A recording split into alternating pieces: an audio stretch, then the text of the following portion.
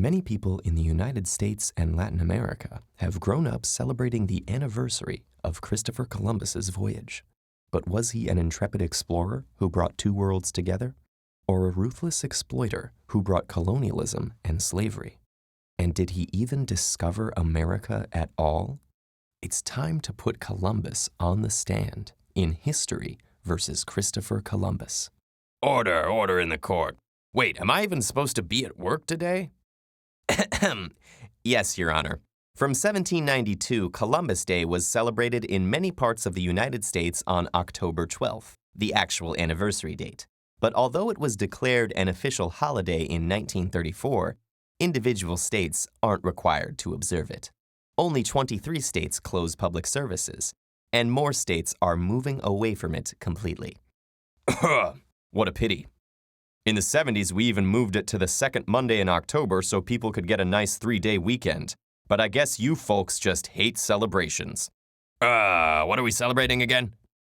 Come on, Your Honor. We all learned it in school. Christopher Columbus convinced the King of Spain to send him on a mission to find a better trade route to India. Not by going east over land, but sailing west around the globe. Everyone said it was crazy because they still thought the world was flat. But he knew better. And when in 1492 he sailed the ocean blue, he found something better than India, a whole new continent. What rubbish. First of all, educated people knew the world was round since Aristotle. Secondly, Columbus didn't discover anything. There were already people living here for millennia. And he wasn't even the first European to visit. The Norse had settled Newfoundland almost 500 years before. You don't say, so how come we're not all wearing those cow helmets? Actually, they didn't really wear those either. Who cares what some Vikings did way back when? Those settlements didn't last, but Columbus's did. And the news he brought back to Europe spread far and wide, inspiring all the explorers and settlers who came after. Without him, none of us would be here today. And because of him, millions of Native Americans aren't here today. Do you know what Columbus did in the colonies he founded? He took the very first natives he met prisoner and wrote in his journal about how easily he could conquer and enslave all of them. Oh, come on. Everyone was fighting each other back then. Didn't the natives even tell Columbus about other tribes raiding and taking captives? Yes, but tribal warfare was sporadic and limited. It certainly didn't wipe out 90% of the population. Why is celebrating this Columbus so important to you anyway? Your Honor, Columbus's voyage was an inspiration to struggling people all across Europe, symbolizing freedom and new beginnings. And his discovery gave our grandparents and great-grandparents the chance to come here and build better lives for their children. Don't we deserve a hero to remind everyone that our country was built on the struggles of immigrants?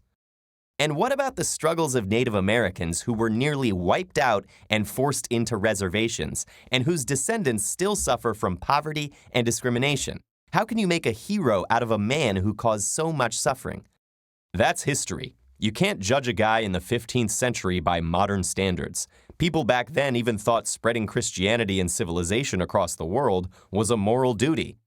Actually, he was pretty bad even by old standards. While governing Hispaniola, he tortured and mutilated natives who didn't bring him enough gold, and sold girls as young as 9 into sexual slavery. And he was brutal even to the other colonists he ruled, to the point that he was removed from power and thrown in jail.